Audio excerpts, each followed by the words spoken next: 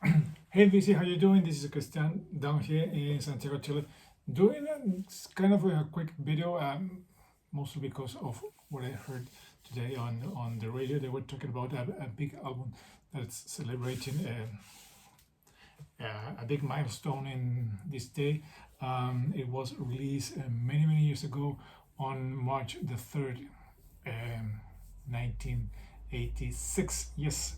Um, for us that live at least in this part of the hemisphere or this part of the world, we have we put the day before. When we read the date, we put the day, then the month, and then of course the year. That's why we have here, at least in this area of the world, we have a rush day, 21 of December. That day we music geeks kind of celebrate Rush Day here. But anyhow, today I was listening on the radio about this very important album that was released so many years ago, and I was thinking what other cool albums were released in this year, and I found out that well there were many great stuff released in this day. Many years ago, but I only have three, or at least I have three that I want to show. First, this one was released in 1993, and this is a really cool one because it's one I have not listened in many years, because it was from my brother's collection that when he gave it to me, I started to revisiting these albums one by one. And this one, I don't know if what number is in his studio catalog, but this one is certainly from '93. It was released, of course, on March the 3rd, and it's Joe Satriani and Crystal Planet. There you go.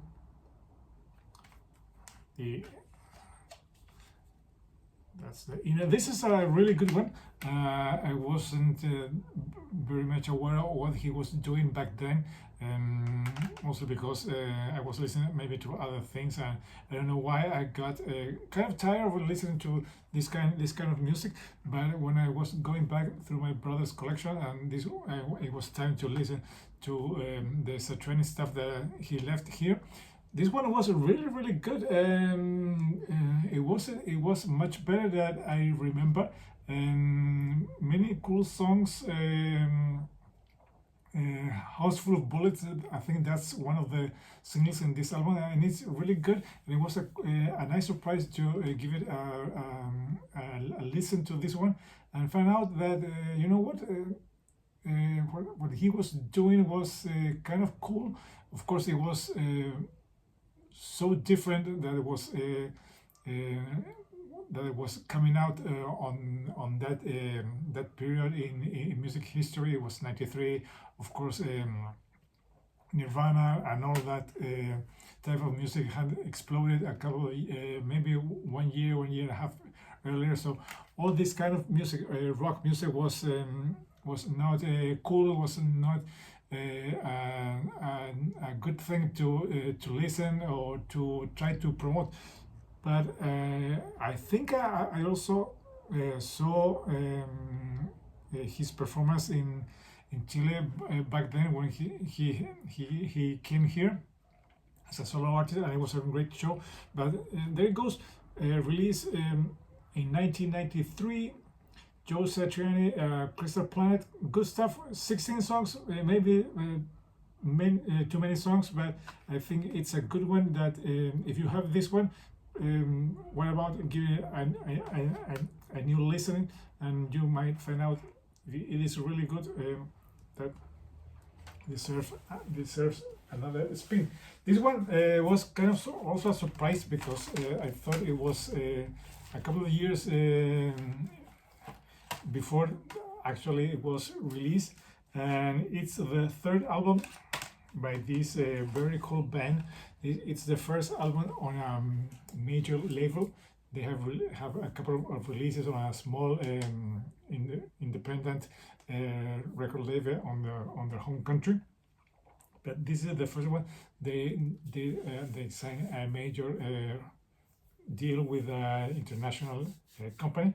Of course, I'm talking about DAD and the big album No Fuel Left for the Pilgrims. This is my OG from back in the day. I got it as a birthday present from my brother. And I also have two CDs. One I bought back then. This is with the alternative cover, because this was the original one. This of course was released in Denmark, and this was also a very generous part of a very generous VCLT from Kim at This Is Music. Thanks again. Of course, you can see the difference in the artwork, and you might guess why they have to change the name from Disneyland After Dark to DAD. Great stuff, great album, fun one to listen. This is of course when they were signed to Warner Bros. And the first single I think you heard over there in North America was Sleeping My Day Away, but down here the first thing I ever listened from them was this song number 1 on side 2. It's Girl Nation. Really fun animated video. Please try to search it or try to find it on YouTube. It's a really good one, a really fun band.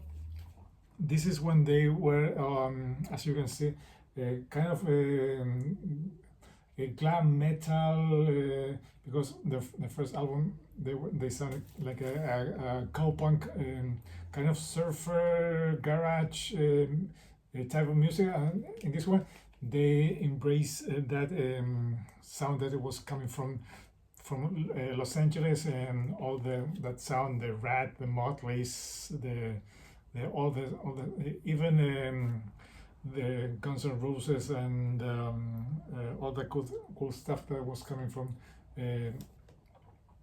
that city in that era. So this one was also released on March the 3rd. This one is in 1986 also, if I'm correct, or no, 89, sorry. But this one was also a really good one from my collection. So there it goes, DAD. And finally, the big one that originated this small video, of course, once again released on March the 3rd in 1986. This big, huge album that, what can you say about this one? Maybe overplayed it, maybe you have heard it so many times that you don't want to listen to this one again. Maybe if you put it on your turntable and you immediately recognize all the songs, you have all this music so stuck in your memory that it might not be your first album you decided to listen, because maybe you have listened so many times that it's that here comes that song again. But once you give it maybe a new listen after so many years, you finally realize, or you realize again, how good this album is, how many good songs they put in this album. Only 8 tracks, 1 instrumental. The last album with Clifford Lee Burton on the bass. A band so young, so hungry, so desperate to conquer the world, and to tell everybody what they were doing, and trying to be the fastest, not really the fastest, but the biggest band in this type of music. All songs to me are great. I don't skip any song when I'm listening to the record or the CD in my car. The opening track, Battery, it's awesome. Master of Puppets, yeah, okay. That's might be way overplayed, but if you put it again, I think you will be going along with the music, because it's so good. The thing that should not be also good one: Welcome Home Sanitarium, Disposable Heroes, Leper Messiah, Orion, and finally Damage Incorporated. A great album with a great production, with a big sound, and I think this one sounds as good to me as the Black Album, and of course I prefer this one way over that album.